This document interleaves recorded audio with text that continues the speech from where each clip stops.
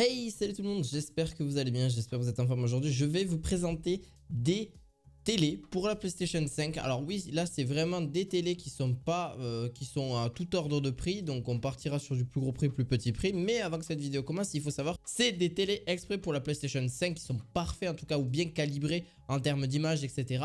Et aussi qui sont faits pour le 120 Hz. Il faut savoir que le 4K, la PlayStation 5 est capable de faire du 4K, donc du 2160 pixels par je sais plus combien exactement, du 3840 par du 2160 en 120 images secondes. Alors là je suis un peu spécialisé là-dedans, mais avec deux ports HDMI 2.1, donc vous allez pouvoir le connecter à la PlayStation 5 et elle va pouvoir vous délivrer un petit peu tout ça. Alors pour la première télé, c'est la Sony Bravia XR65A90, vous retrouverez tous les liens en description de cette vidéo. Ce que je t'invite à faire, on est bientôt 5200 sur la chaîne, ou alors si on les a dépassés tant mieux. On s'avance bien en tout cas sur l'année 2023, il faut savoir que je vais présenter le premier produit, mais il faut savoir que c'est des plus gros prix, plus petits prix. Mais elles auront aussi la possibilité d'avoir une très faible latence. Et justement, pour les jeux FPS en général, c'est justement parfait. Moi, j'ai une PlayStation 5 et je peux vous dire que je suis bien content d'avoir un écran. Alors moi, j'ai un écran de 2K et un 144 images secondes. Donc oui, ça va délivrer plus 120 images secondes. Et c'est là aussi l'utilité. Donc bien sûr, vous pourrez l'écouter pour des télés normales, etc. Si vous voulez juste regarder la télé basique, il n'y a pas de souci. C'est aussi fait, c'est une télé. Là-dessus, alors, mais c'est surtout pour la PlayStation 5. Je ne l'avais déjà pas fait, je l'avais fait pour des écrans pas chers à moins de 500 € à peu près, mais c'est pas des écrans à 120 Hz. Pour le premier, comme je dis, c'est le Sony Bravia XR65A90, un 55 pouces. Pour celui-ci, enfin 65 pouces, 165 cm de diamètre. Et là-dessus, donc vous avez le 2.1, vous avez un taux de contraste duo LED, calibration de la couleur image qui est parfaite, un audio de Sony de très bonne qualité de la marque Sony et un upscaling cognitif qui est vraiment très bon. Donc le lag d'affichage est de seulement 20 ms, ne va pas impacter votre confort de jeu, et en plus le nouveau processeur de traitement XR Cognitive Processor qui utilise l'intelligence artificielle pour améliorer l'image se concentre aussi sur la perception humaine pour orienter ses optimisations.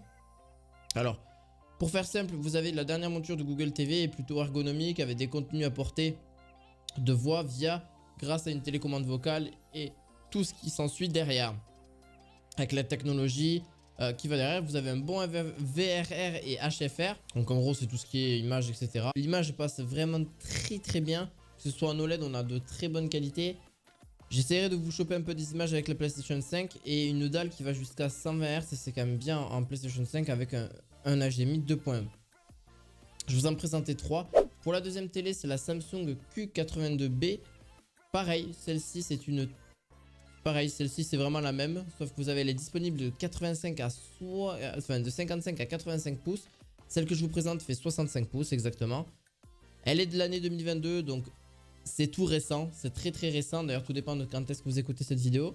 Son Dolby Atmos, elle a toutes les technologies récentes. Juste le point négatif, c'est son OLED qui propose vraiment il faut juste proposer un meilleur contraste là-dessus. Sinon, l'image est très lumineuse et contrastée aussi, mais je pense qu'il mérite un peu mieux. Un excellent son de 70 watts maximum. D'ailleurs, vous n'entendrez pas très peu de grésillements, etc. Vous avez un HDMI 2.1, donc le 4K 120 Hz sans problème au niveau de celle-ci. Et propose aussi une excellente luminosité sans risque de marquage et une fréquence de 120 Hz aussi là-dessus. J'ai rien à dire de plus, si ce n'est que la technologie est vraiment bonne. C'est du Samsung.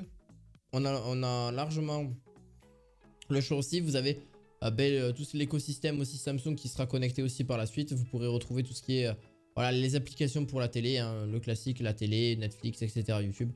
Ça y est de base sans problème. Pour la toute dernière c'est la marque Samsung QE55. Alors c'est un écran pareil avec un pied qui est quand même relativement qui est grand quand même, hein, il faut le savoir. C'est un écran en 55 pouces, plus petit. Année 2021, mais qui vraiment marche très bien pour la PlayStation 5. Je suis même très surpris, et qui est largement moins cher par rapport à tout ce que je vous ai présenté. C'est aux alentours de 1000 €, généralement entre 1400 et 2000 €. Là, celle-ci fait 888 € exactement au niveau de son prix.